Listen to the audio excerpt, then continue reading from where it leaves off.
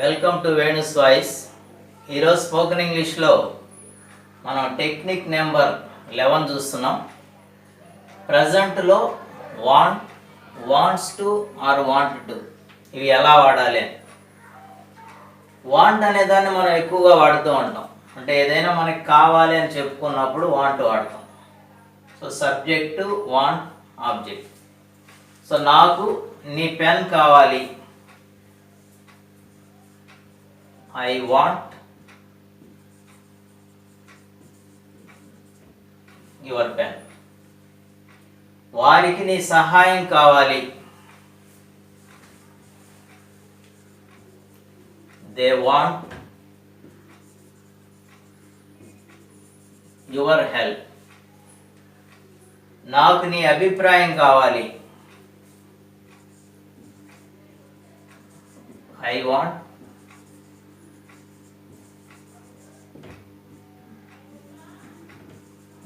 your opinion.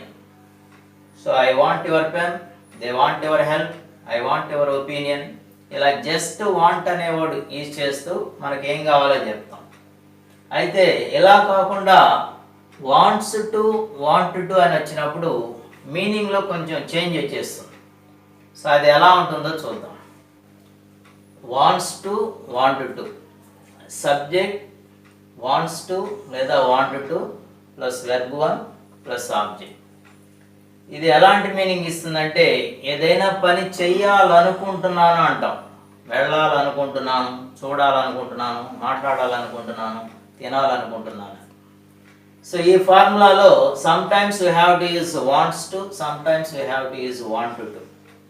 అయితే వాంట్స్ టు ఎప్పుడు వాడాలి, వాంట్ టు ఎప్పుడు వాడాలంటే ఇక్కడ చూడండి, he, she, it single name వస్తే వాంట్స్ టు అంటే he wants to, she wants to, it wants to, Ramu wants to. They, we, you, I అయితే want to, they want to, we want to, you want to, I want to. Next ఇవి నెగటివ్స్కి వచ్చే లోపల doesn't to, డోంట్ని సపోర్ట్గా తీసుకుంటాం, plus want to, wants రాదు. Next క్వశ్చన్స్లో కూడా డస్తో కానీ డూతో కానీ స్టార్ట్ అవుతాయి, వాంట్ టు. ఇక్కడ కూడా వాంట్స్ అనేది యూజ్ చేయకూడదు. అంటే డూ, డస్లో ఉన్నప్పుడు వాంట్ టు మాత్రమే వాడాలి, వాంట్స్ టు వాడకూడదు. అంటే దీన్ని మీరు అబ్జర్వ్ చేస్తే మనం ఇంతకుముందు చెప్పుకున్న సింపుల్ ప్రజెంట్ అనే టెన్స్ రూల్స్ని ఇది ఫాలో అవుతూ ఉంటుంది. అంటే అక్కడ డూలు డజ్లు ఉంటాయి, ఇక్కడ డూలు డజ్లు ఉంటాయి. అయితే ఇక్కడ అదనంగా మనం వాంట్స్ టు, వాంట్ టు అనేవి చూస్తాం. సరే, ఇవి కొన్ని ఎగ్జాంపుల్స్ చూస్తే మీకు క్లారిటీ వస్తుంది. నేను అతన్ని తిట్టాలనుకుంటున్నాను. సో నేను ఐ వాంట్ టు, తిట్టడాన్ని స్కోల్డ్, అతన్ని him, I want to scold him.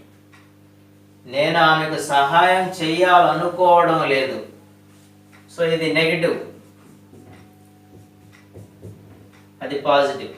So నెగటివ్లో నేను ఆమెకు సహాయం చేయాలనుకోవడం లేదు. సో నెగటివ్ రూల్స్ ప్రకారం ఐ పక్కన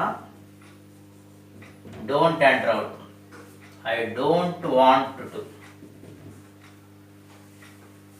సహాయం, help her, I don't want to help her.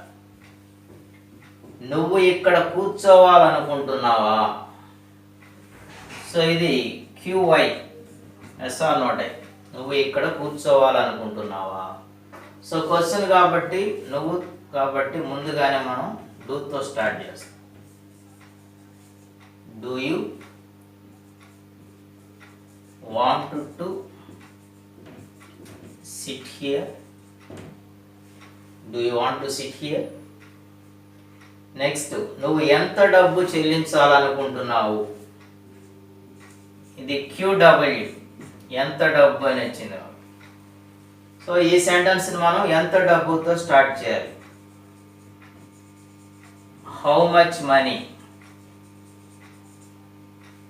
Next, do you, you కాబట్టి ముందుగా డూ తీసుకుని, వాంట్ టు పే, చెల్లించడం. How much money do you want to pay. So I want to scold him. I don't want to help her. Do you want to sit here?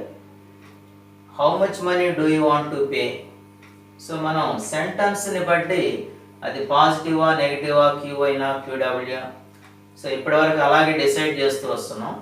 అదేవిధంగా ఆ ఫార్ములాని base చేసుకుంటే ఇలా we can make 4 types of sentence.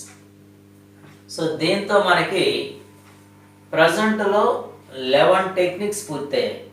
So మీరు ప్రజెంట్లో ఏదైనా express చేయదలుచుకుంటే ఈ 11 టెక్నిక్స్ని గ్రిప్లో పెట్టుకోగలిగితే you can speak anything, you can say anything, you can write anything without making any grammatical mistakes. So ఆ ఫార్ములా బేస్డ్ దాని మీనింగ్ మీ గ్రిప్లో ఉండాలి. సో మనం ఈ స్పోకెన్ ఇంగ్లీష్ని 40 టెక్నిక్స్గా డివైడ్ చేసుకొని చెప్పుకుంటూ ఉన్నాం. ఇప్పటి వరకు 11 వీడియోస్ అయినాయి. ఈ 11 కూడా 11 టెక్నిక్స్ ప్రజెంట్ వరకు ఎలా యూజ్ చేయాలని. సో నెక్స్ట్ క్లాస్లో మనం పాస్ట్లో ఎన్ని టెక్నిక్స్ ఉంటాయి, ఎలా యూజ్ చేయాలనేది చూస్తాం. అప్పటి వరకు వీటిని మళ్ళీ మీరు వెరిఫై చేసుకొని ఒక క్లారిటీ తెచ్చుకోండి. Thank you.